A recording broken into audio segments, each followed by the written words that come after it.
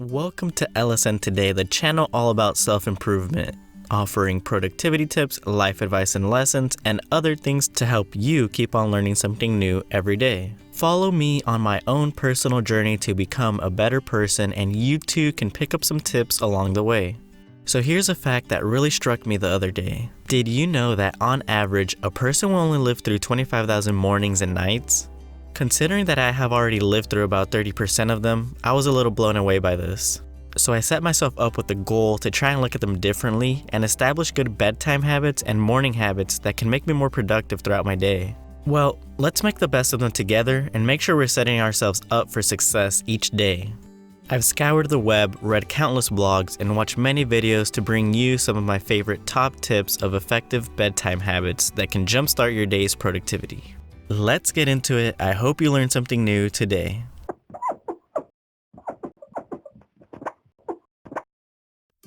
So in this video, we're only going to be covering night routines and night habits. But if you're interested in what I think are the best tips for establishing a morning routine and morning habits are, then I'll leave a link here up top and in the description for another video that covers that. My goal for compiling all these bedtime habits were to find ways to maximize my time at night in order to be prepared for the next day. Then after that, I wanted to be sure that I find the time to reflect on each and every day. And then finally, finding ways to get good sleep to help kickstart my next day. If you find yourself constantly in a rush every morning and spending a lot of time figuring out what you're going to wear, what you're going to pack for lunch, where your homework is, where your keys are, then these next bedtime habits will get you prepared for any day.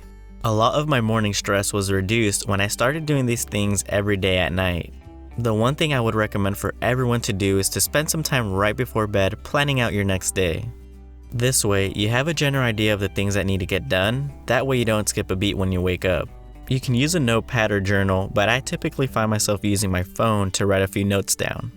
After you go about planning your day, you should focus on laying the things out for the next day.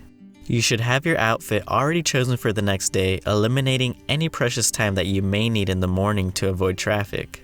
If you typically make yourself breakfast in the morning, try having the ingredients ready to go at night, or take it one step further and make yourself breakfast at night so all you have to do is simply warm it up in the morning. Those two nighttime habits alone can really open up a lot of time every morning for other productive things.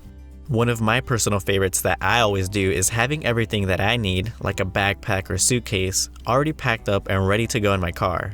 I take time to double check and pack everything at night. That way I have everything I need and I don't forget. Now, having everything ready to go in your car may not be reasonable, but you can also just have them by your door or by your clothes, somewhere where it's convenient for you to pick up quickly. That's what I usually do when I have something valuable that I need to pack for work, like my laptop.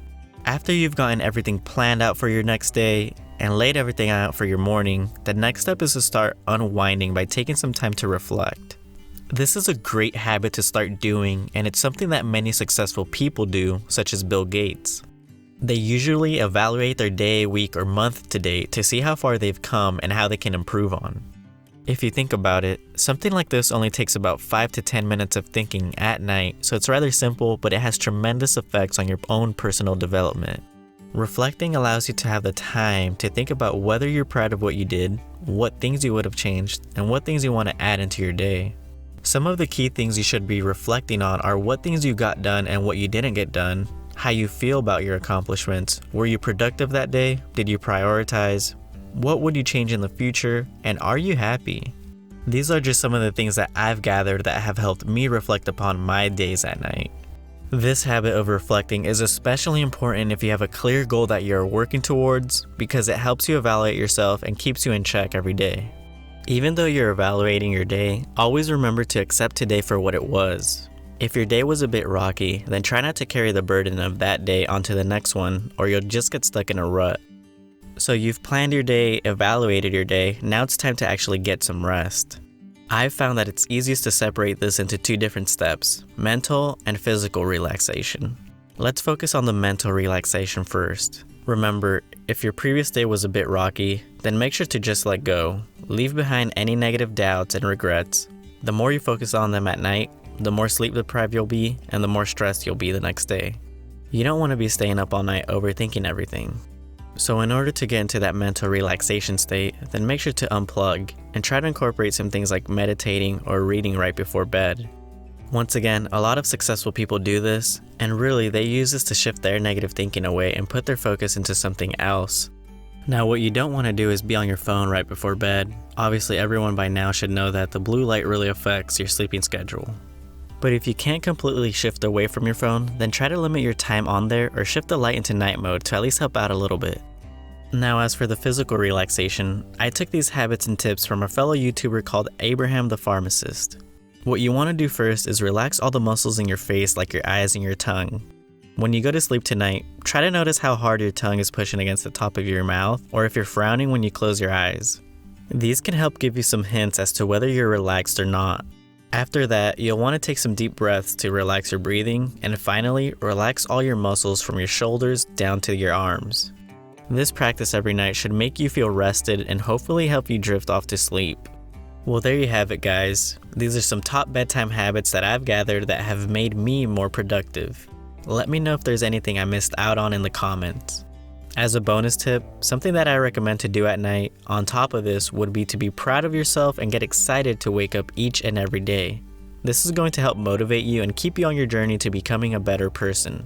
If you like these tips, then be sure to check out some of my other videos. I'll leave a link in the description, and here I'll leave them at the end.